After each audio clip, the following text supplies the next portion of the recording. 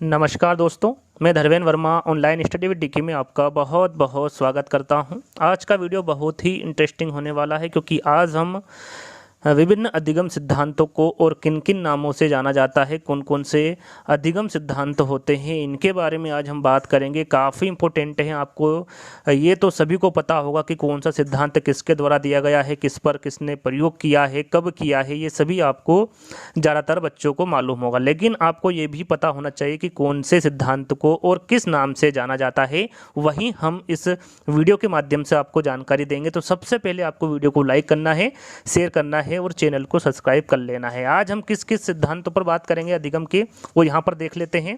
यहाँ पर हम बात करेंगे सूच के सिद्धांत के बारे में, प्रयास एवं त्रुटि का सिद्धांत, क्रिया प्रसूत अनुबंधन का सिद्धांत, संबंध प्रतिक्रिया सिद्धांत और प्रबलन के सिद्धांत के बारे में कि इनको और किन किन नामों से जाना जाता है, ये हम आपको इस वीडियो के माध्यम से जानकारी देंगे। तो सबसे पहले आपको वीडियो को लाइक कर देना है, काफ़ी इंपॉर्टेंट जानकारी है। तो यहाँ पर सबसे पहले हम देखेंगे सूज के सिद्धांत के बारे में। यहाँ पर आप देख सकते हैं ये किसके द्वारा दिया गया है, तो ये कोहलर, काफ्का और वर्दीमर के द्वारा दिया गया है सूज का सिद्धांत। अब इसको और किस अन्य नाम से जाना जाता है, तो इसे 5 और अन्य नाम से जाना जाता है।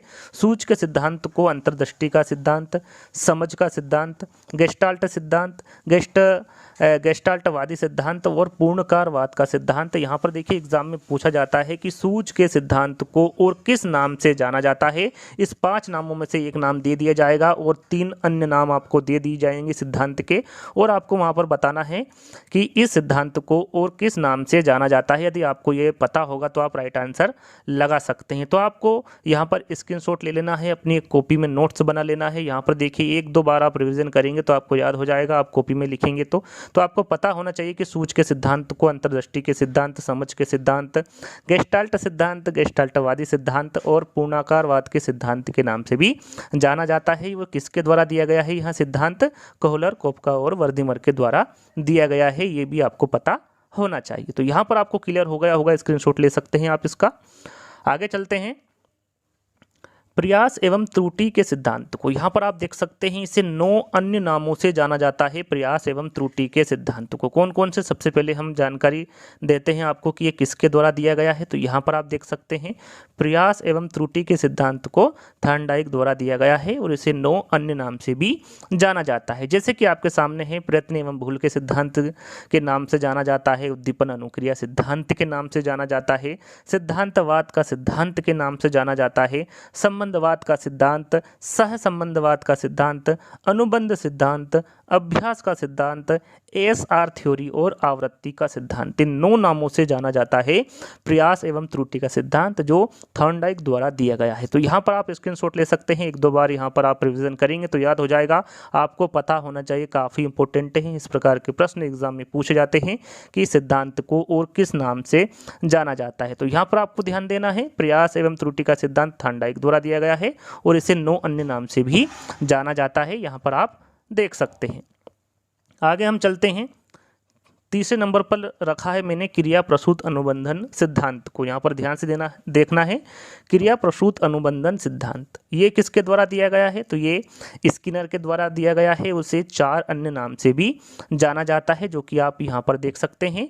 क्रिया प्रसूत सिद्धांत, क्रियात्मक क्रिया प्रसूत सिद्धांत, क्रिया प्रसूत अधिगम सिद्धांत और कार्यात्मक प्रतिबद्धता का सिद्धांत। इसे 4 अन्य नाम से जाना जाता है क्रिया प्रसूत अनुबंधन सिद्धांत को, जो कि स्किनर के द्वारा दिया गया है। यहाँ पर आप स्क्रीनशॉट ले सकते हैं और इसको 1-2 बार रिवीजन कर सकते हैं ताकि आपको आसानी से याद हो जाए। ये आपको जरूरी है याद करना।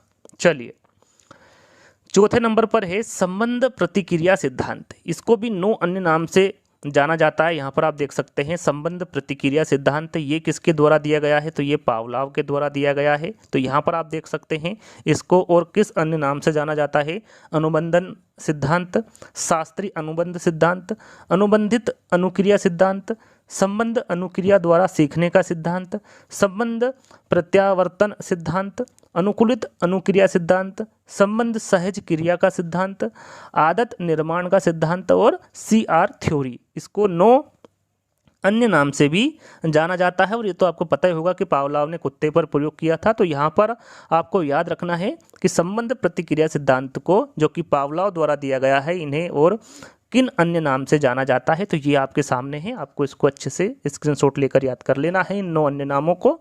तो आगे बढ़ते हैं। जो 5वां रखा है ये प्रबलन का सिद्धांत। देखिए यहाँ पर मैंने बताया था जैसा कि 5 सिद्धांत लिए हैं अधिगम के, तो यहाँ पर प्रबलन का सिद्धांत ये किसके द्वारा दिया गया है?